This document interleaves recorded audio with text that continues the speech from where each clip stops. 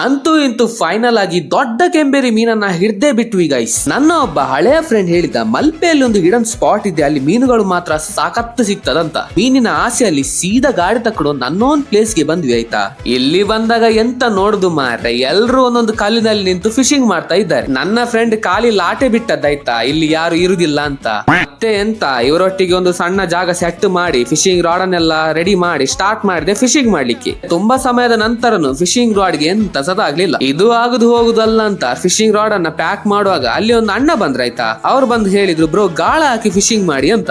ಗಾಳ ಹಾಕಿ ಮೀನ್ ಹಿಡಿಯುವಾಗ ಒಂದು ಸಖತ್ ಮೀನ್ ಹಿಡಿತ. ನಾನು ದೊಡ್ಡದು ಒಳ್ಳೆ ಸೂಪರ್ ಮೀನ್ ಸಿಕ್ಕಿದಂತ ಬರಬ್ಬರ್ ಅಂತ ಹೇಳ್ದಾಗ ಎಂತ ಹೋಗಿ ಹೋಗಿ ಕಲ್ಲುಗುಮ್ಮೆ ಮೀನ್ ಸಿಕ್ಕಿಕೊಂಡಿದೆ ಮಾರೆ. ನಮ್ಮ ಕಡೆ ಇದನ್ನ ಕಲ್ಲುಗುಮ್ಮೆ ಅಂತ ಕರೀತಾರೆ. ನಿಮ್ಮ ಊರಲ್ಲಿ ಎಂತ ಕರೀತಾರೆ ಅಂತ ಕಮೆಂಟ್ ಮಾಡಿ ಹೇಳಿ. ಬಾಯಲ್ಲಿ ಸಿಕ್ಕಿ ಹಾಕಿಕೊಂಡದ ಗಾಳ ತೆಗಿಬೇಕಾದ್ರೆ ನಮ್ಗೆ ಸಾಕಾಗಿ ಹೋಯ್ತು. ಬಟ್ಟೆ ಎಲ್ಲ ಹಿಡಿದು ಒಂದು ಸಣ್ಣ ಸರ್ಜರಿ ಎಲ್ಲ ಮಾಡಿ ಗಾಳ ತೆಗಿಬೇಕಾಯ್ತು.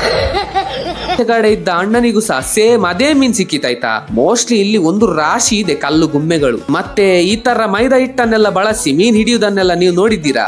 ಇದಕ್ಕೆ ಬಾಟಲ್ ಟ್ರಾಪಿಂಗ್ ಅಂತ ಕರೀತಾರೆ. ಕ್ರೇಜಿ ಫಿಶಿಂಗ್ ಸ್ಟೈಲ್ ಇದು. ನಮ್ಗೆ ಸಹ ಒಮ್ಮೆ ಟ್ರೈ ಮಾಡ್ಬೇಕಂತ ಇದೆ. ಇಲ್ಲಿ ಸಖತ್ ಸೈಜ್ ಅದ್ದು ಒಂದು ಮೀನ್ ಸಿಕ್ಕಿದೆ ನೋಡಿ, ಮಾಲಾಯ್ ಮೀನ್ ಅಂತ ಕರೀತಾರೆ ಈ ಮೀನನ್ನ. ಇಲ್ಲಿ ಒಂದು ಅಣ್ಣನಿಗೆ ಸಡನ್ ಆಗಿ ಒಂದು ಒಳ್ಳೆ ಸೈಜ್ ಅದ್ದು ಕೆಂಬೇರಿ ಮೀನ್ ಸಿಕ್ಕಿತಾಯ್ತಾ. ಒಳ್ಳೆ ಸೂಪರ್ ಕೆಂಪು ಕೆಂಬೇರಿ ಮಾರೆ, ಸಾಕತ್ತಿದೆ. ಇಲ್ಲಿ ಮತ್ತೊಬ್ಬರು ಅಣ್ಣ ಇದ್ರಾಯ್ತಾ, ಅವರು ಸಹ ಒಳ್ಳೆ ಮೀನ್ ಹಿಡಿತಾ ಇದ್ರು. ಈ ಸಣ್ಣ ಸಣ್ಣ ಮೀನುಗಳು ಸಹ ತುಂಬಾನೇ ಟೇಸ್ಟಿ ಆಯ್ತಾ. ಒಳ್ಳೆ ಮೀನ್ ಸಾರ್ ಮಾಡಿದ್ರೆ ಸೂಪರ್ ಊಟ. ಒಳ್ಳೆ ಗಮ್ಮತ್ ಆಯ್ತಾ ಇವತ್ತು ಒಂದು ಅನ್ನೋನ್ ಪ್ಲೇಸ್ ಗೆ ಬಂದು ಫಿಶಿಂಗ್ ಮಾಡ್ಲಿಕ್ಕೆ. ನಿಮ್ಗೆ ಇವತ್ತಿನ ವಿಡಿಯೋ ಇಷ್ಟ ಆಯ್ತು ಅಂತ ಅನ್ಕೊಳ್ತೇನೆ. ಇಷ್ಟ ಆದ್ರೆ ಪ್ಲೀಸ್ ಒಂದು ಲೈಕ್ ಮಾಡಿ, ಶೇರ್ ಮಾಡಿ, ಹಾಗೇನೆ ಹೋಗ್ತಾ ನನ್ನ ಪೇಜ್ ಅನ್ನ ಫಾಲೋ ಮಾಡಿ.